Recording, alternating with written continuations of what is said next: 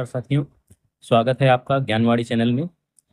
जैसा कि हम कल देख रहे थे, यूपी टेट प्राइमरी लेवल के मैथ में पहला क्लास, पहला चैप्टर, जिसमें था संख्या एवं संख्या पद्धति, जिसमें हम लोगों ने देखा था कल संख्याएं किसे कहते हैं और संख्याओं के प्रकार क्या हैं।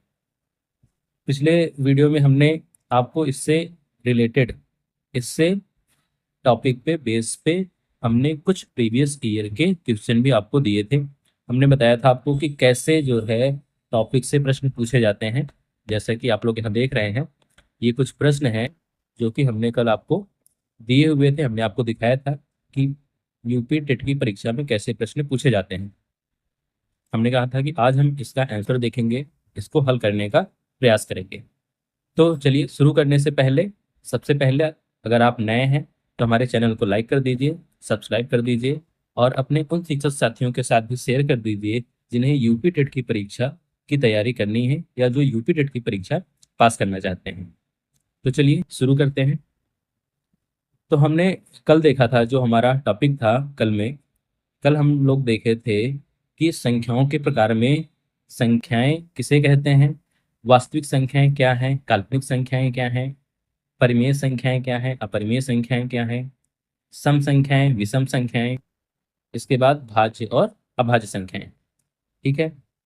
तो इसी के बेस पे, इन्हीं टॉपिक के बेस पे कुछ हमारे पास प्रश्न हैं जो कि प्रीवियस ईयर यूपी टेट की परीक्षा में पूछे गए हैं।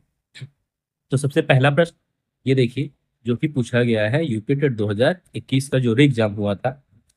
हमें इसमें देखना है कि निम्नलिखित में से कौन सही नहीं है। प्रश्न क्या कह रहा है, निम्नलिखित में से कौन सही नहीं है। जब भी प्रश्न को देखें तो ये चीज जरूर देख लें कि सही प्रश्न पूछ रहा है, सही ऑप्शन पूछ रहा है या सही नहीं है पूछ रहा है। तो देखिए यहाँ पे पूछ रहा है सही नहीं है, तो हमें इसमें देखना है ये चार ऑप्शन में से कौन सा ऑप्शन जो है वो सही नहीं है। तो सबसे पहला ऑप्शन देखते हैं। कह रहा है कि दो पूर्णांक का योग एक पूर्णांक होता है। दो पूर्णांक का योग एक पूर्णांक होता है।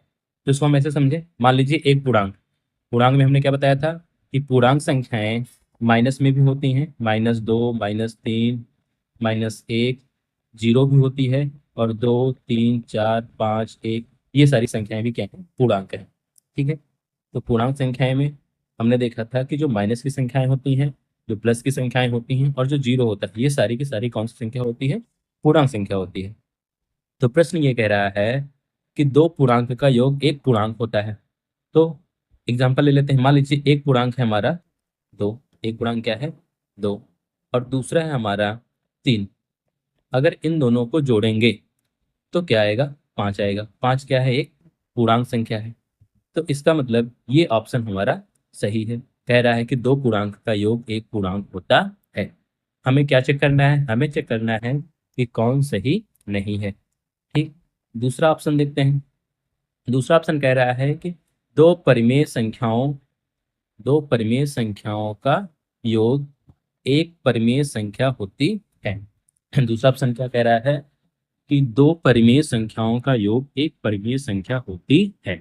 परिमेय संख्याओं में हमने क्या बताया था कि वे संख्याएं जिन्हें P/Q के रूप में लिखा जा सकता है। ठीक। जिन्हें P/Q के रूप में लिखा जा सकता है, जहाँ Q जो है वो जीरो, हमारा जीरो के बराबर ना हो। तो P/Q के रूप में मान लीजिए एक संख्या है हमारा 2/3 और दूसरी संख्या है हमारी 1/2। दोनों क्या है, परिमेय संख्या है। ठीक। एक हमारा क्या है 2/3 और दूसरी क्या है 1/2। ठीक। अब इन दोनों को जोड़ के देख लेते हैं। अगर इन दोनों को जोड़ेंगे तो 3 और 2 का एलसीएम कितना होगा, 6 होगा। और इसको अगर हम जोड़ेंगे तो 2 का 2 4 और 3 ये आएगा हमारा 7/6। तो ये भी हमारा किस रूप में आया है, P/Q रूप में। इसका मतलब ये कौन सी संख्या है, ये हमारी परिमेय संख्या। ठीक। इसका मतलब है कि दो परिमेय संख्याओं का योग एक परिमेय संख्या होती है। दो परिमेय संख्याओं का योग क्या होता है, एक परिमेय संख्या होती है। तो ये ऑप्शन भी हमारा सही है। ठीक। देख लेते हैं तीसरा। दो अपरिमेय संख्याओं का योग एक अपरिमेय संख्या होती है। ठीक। इसको देखते हैं। तो मान लीजिए दो अपरिमेय संख्या हमने क्या बताया था, जिसके हम p/q के रूप में नहीं लिख सकते। तो एज एग्जाम्पल मान लीजिए ये +2 और +3, अगर इन दोनों को जोड़ेंगे, ठीक, तो ये √2 + √3, इसको जोड़ने पे हमें मिलती है एक अपरिमेय संख्या। कौन सी संख्या मिलेगी? अपरिमेय संख्या। लेकिन अगर मान लीजिए हमारे पास है एक √2, एक संख्या हमारे पास कौन सी है, मान लीजिए 2 + √2, ये हमारे पास क्या है, अपरिमेय संख्या है, और इसी में हम जोड़ दें -√2, क्या जोड़ दें, -√2, तो ये भी हमारी क्या है, अपरिमेय संख्या है। तो ये भी अपरिमेय संख्या, ये भी अपरिमेय संख्या। इन दोनों को जब भी हम जोड़ते हैं तो ये हो जाएगा 2 + √2 और ये -√2। तो √2 से √2 क्या होगा, कट जाएगा, तब आ जाएगा हमारे पास 2। और 2 क्या है, 2 है एक परिमेय संख्या। 2 क्या है, 2 एक परिमेय संख्या है। ऑप्शन में कह रहा है कि दो अपरिमेय संख्याओं का योग एक अपरिमेय संख्या होती है। होती है का मतलब है कि ये केवल अपरिमेय संख्या होती है, परिमेय संख्या नहीं होती। जबकि हम देख रहे हैं कि दो अपरिमेय संख्याओं का योग अपरिमेय संख्या भी होती है और परिमेय संख्या भी होती है। इसका मतलब है कि जो सी ऑप्शन है हमारे पास, जिसमें कह रहा है कि दो अपरिमेय संख्याओं का योग एक अपरिमेय संख्या होती है, अगर यहाँ पे होता कि दो अपरिमेय संख्याओं का योग एक अपरिमेय संख्या हो सकती है, यहाँ पे अगर लिखा होता हो सकती है, तब ये ऑप्शन हमारा सही होता। लेकिन ये कह रहा है कि दो अपरिमेय संख्याओं का योग एक अपरिमेय संख्या होती है, इसका मतलब ये स्टेटमेंट हमेशा सही होना चाहिए। तो ये स्टेटमेंट हमेशा सही नहीं होता। कभी कभी संख्याएं अपरिमेय भी होती हैं, कभी कभी संख्या परिमेय भी होती है। सी ऑप्शन हमारा क्या होगा, गलत होगा।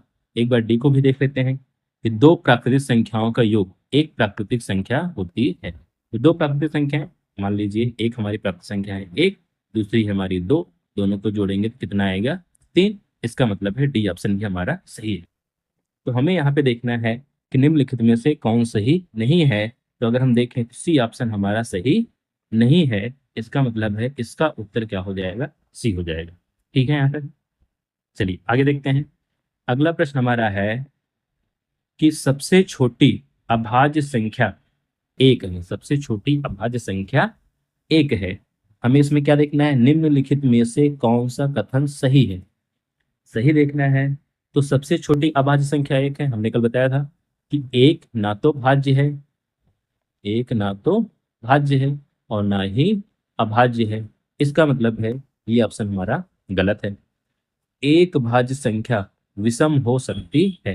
भाज्य संख्या कह रहा है कि एक भाज्य संख्या विषम हो सकती है। भाज्य संख्या का मतलब क्या है, कि हमने कल पढ़ा था, भाज्य का मतलब जो एक और स्वयं के अतिरिक्त अन्य से भी विभाजित हो जाए, और अभाज्य का मतलब क्या है, जो एक और स्वयं से विभाजित हो। तो एक भाज्य संख्या विषम हो सकती है, देखिए यहाँ पे लिखा हुआ विषम हो सकती है। तो एक भाज्य संख्या में कौन कौन सा है, हमारा 4 भाज्य संख्या है एक, और इसके बाद हमारा 6 भाज्य संख्या है। इसके बाद अगर देखें तो 9 भाज्य संख्या है। ठीक, तो यहाँ पे देख रहे हैं कि 4 और 6 तो सम है, लेकिन 9 क्या है, एक विषम संख्या है। ये 1 से भी कटती है, 9 से भी कटती है और 3 से भी कटती है। तो इसमें हम देख रहे हैं कि यह 1 और 9 के अतिरिक्त एक तीसरी संख्या से भी कट रही है। तो ये हमारी हो गई भाज्य संख्या, और साथ ही साथ ये कौन सी संख्या है, विषम संख्या। हमने बताया था विषम संख्या कि 2, 4, 6, 8 और 0, इन संख्याओं को छोड़कर बाकी सारी संख्याएं क्या है, मतलब जिनके इकाई के अंक में 2, 4, 6, 8, 0 आता है, वो सम संख्याएं हैं।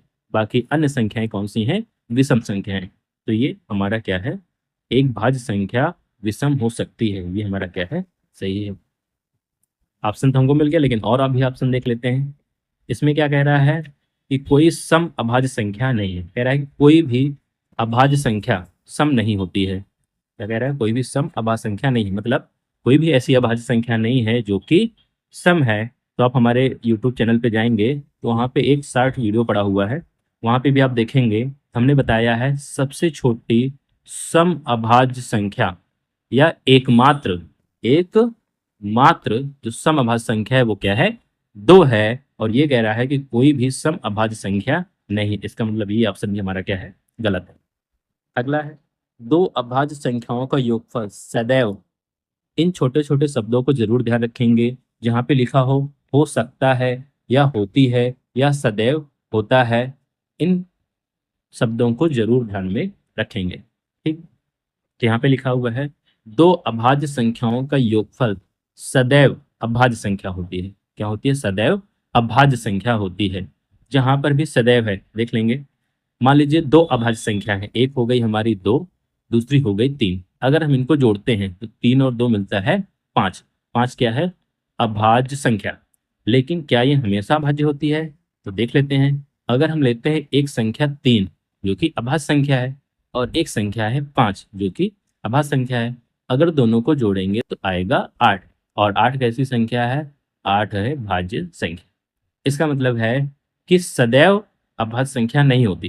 दो अभाज्य संख्याओं का योग सदैव अभाज्य संख्या नहीं होती। तो ये ऑप्शन भी हमारा गलत हो गया। इसका मतलब है हमारा उत्तर क्या हो गया, बी ऑप्शन हमारा सही हो गया। बी ऑप्शन हमारा सही हो गया। ठीक, इसमें देखें एक सरल रेखा पर स्थित बिंदुओं की संख्या, इसको हमने कल ही बताया था, यूक्लिड 2019 में पूछा गया है। यहाँ पे पूछे एक सरल रेखा पर स्थित बिंदुओं की संख्या या एक सरल रेखा पर स्थित संख्याओं की संख्या। ठीक, कुछ भी पूछ सकता है। एक सरल रेखा पर स्थित बिंदुओं की संख्या या एक सरल रेखा पर स्थित संख्याओं की संख्या कितनी होती हैं, अनंत होती हैं। ये हमने कल भी बताया हुआ था। ये प्रश्न देखें तो ये दो टॉपिक से मिला हुआ प्रश्न है, एप्लीकेशन बेस्ड प्रश्न है, जो कि यूपीटेट 2019 में पूछा गया है। कह रहा है कि 2 की पावर -1 की पावर -1 का अगर हम सरलीकरण करें, सरलीकरण का मतलब इसको सरल करें, तो प्राप्त संख्या कैसी होगी। ठीक, इस प्रश्न को हम आगे टॉपिक में भी पढ़ेंगे। यहाँ भी हम देख लेते हैं 2 की पावर -1 की पावर -1। अगर हम देखें तो 2 की पावर -1 को लिख सकते हैं 1/2। अगर जब भी पावर -1 है जिसको हम क्या लिख सकते हैं, 1/2। इसका एक फार्मूला ये है कि अगर x की पावर हो a तो इसको लिखते हैं 1/x की पावर -a, और अगर हो x की पावर -a तो इसे लिखते हैं 1/x की पावर a। तो उसी बेस पे हम लिख सकते हैं कि 2 की पावर -1। ठीक, या लिख सकते हैं 1/2। तब यहाँ पे देखें 2 की पावर -1 की पावर -1, इसको हम लिख सकते हैं 1/2 की पावर -1। क्या लिख सकते हैं, 1/2 की पावर -1। ठीक, ये -1 के कारण ये 2 की पावर -1 नीचे चला जाएगा हर में, तो हो जाएगा 1/2 की पावर -1। अब इसको लिख सकते हैं 2 की पावर माइनस को फिर से लिखेंगे तो क्या लिखेंगे, 1/2। हमने क्या बताया था कि x की पावर -1 मीन्स x की power -a is equal to 1/x की पावर a। तो 2 की पावर -1 इज इक्वल टू 1/2। अब बटे का बटे क्या हो जाएगा, ये हो गया 1 और ये हो जाएगा 2/1।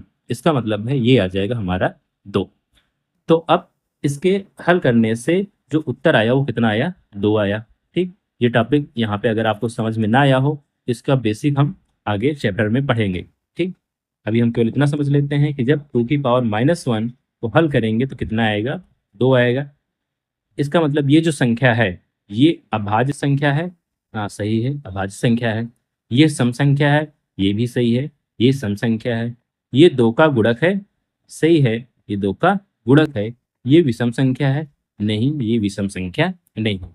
इसका मतलब ए सही है, बी सही है और सी सही है। तो यहाँ पे हम देखेंगे कि कहाँ कहाँ पे हमारे पास ए बी और सी है। तो यहाँ पे अगर हम देखें डी वाले ऑप्शन में तो ए भी है, बी भी है और सी भी है। इसका मतलब हमारा डी ऑप्शन सही हो जाएगा। ठीक है, अगला प्रश्न देखें, सबसे छोटी ऋणोत्तर अभाज्य पूर्णांक है।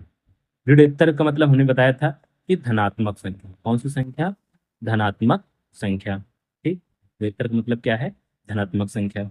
अभाज्य जो कि स्वयं से कटे या एक से कटे, और पूर्णांक अर्थात जो संख्या रेखा पर संख्याएं हैं, अर्थात माइनस की जो संख्याएं हैं, जो धनात्मक संख्या है, जो जीरो है। तो कह रहे हैं ऋणोत्तर हो अर्थात धनात्मक हो, अभाज्य हो और पूर्णांक हो।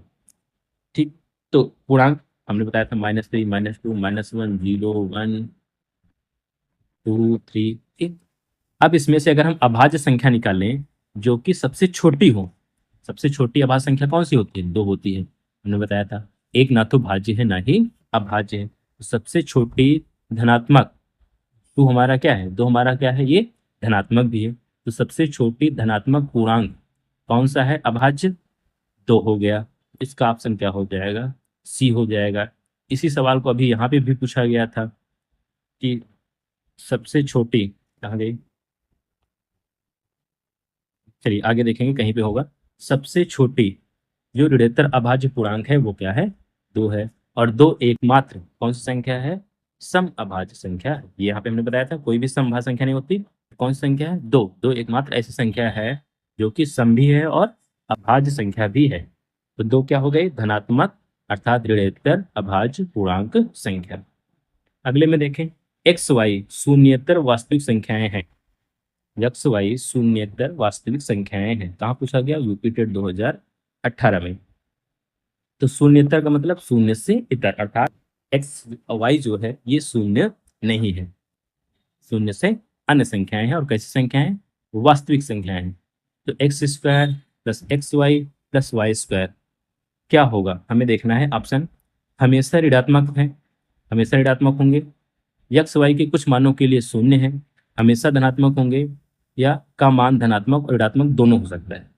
तो हमें ये देखना है कि ये दोनों क्या है? शून्य नहीं है। एक्स स्क्वायर और x y plus y square में एक्स और वाई जो है ये शून्य नहीं है। तो इसमें से कौन सा ऑप्शन हमारा सही होगा? हम वैल्यू रख के देखते हैं। X square plus x y plus y square. अगर हम देखें, जब भी हम माइनस में कोई संख्या होती है अगर उसका स्क्वायर करेंगे तो ये हमेशा आती है प्लस में। और जब भी माइनस का हम माइनस के साथ गुणा करते हैं तो ये भी आती है प्लस में। ठीक है, ये बात ध्यान रखेंगे। तो यहाँ पे मान लेते हैं कि एक्स और वाई दोनों क्या है? ऋणात्मक संख्याएं हैं। तो अगर एक्स ऋणात्मक होगा, एक्स क्या होगा? ऋणात्मक होगा। तो जब स्क्वायर करेंगे तो ये प्लस में हो जाएगा।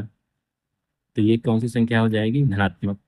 एक्स और वाई दोनों ऋणात्मक हैं, तो दोनों का जब हम गुणा करेंगे तो कौन सी संख्याएं आएंगी? ऋणात्मक संख्याएं आएंगी। कौन सी संख्या आएंगी?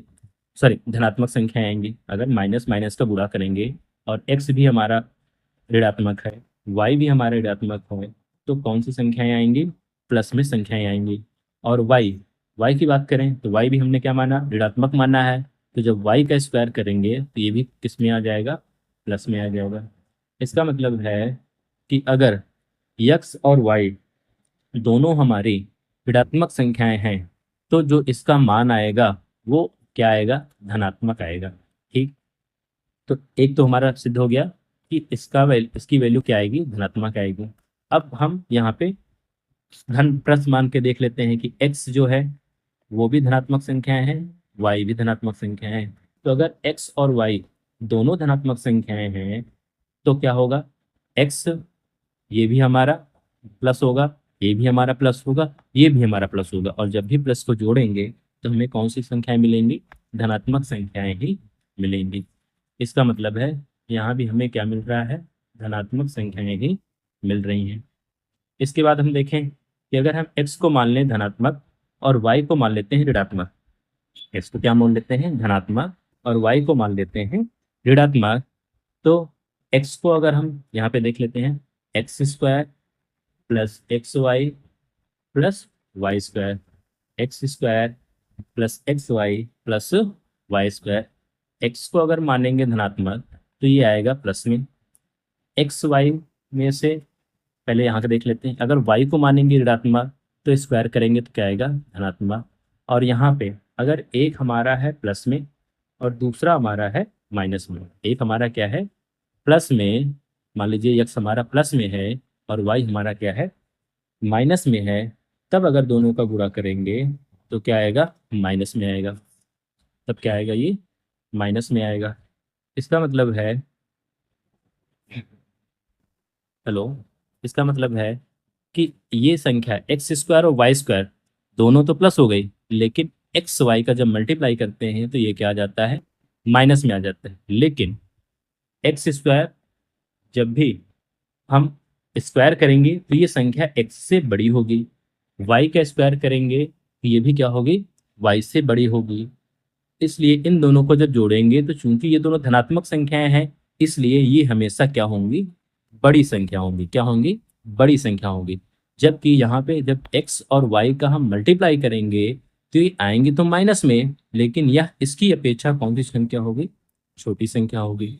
इसलिए जब हम बड़ी संख्या में से छोटी संख्या को माइनस करेंगे तो यहाँ पे हमें कौन सी संख्याएं मिलेंगी, धनात्मक संख्याएं ही मिलेंगी।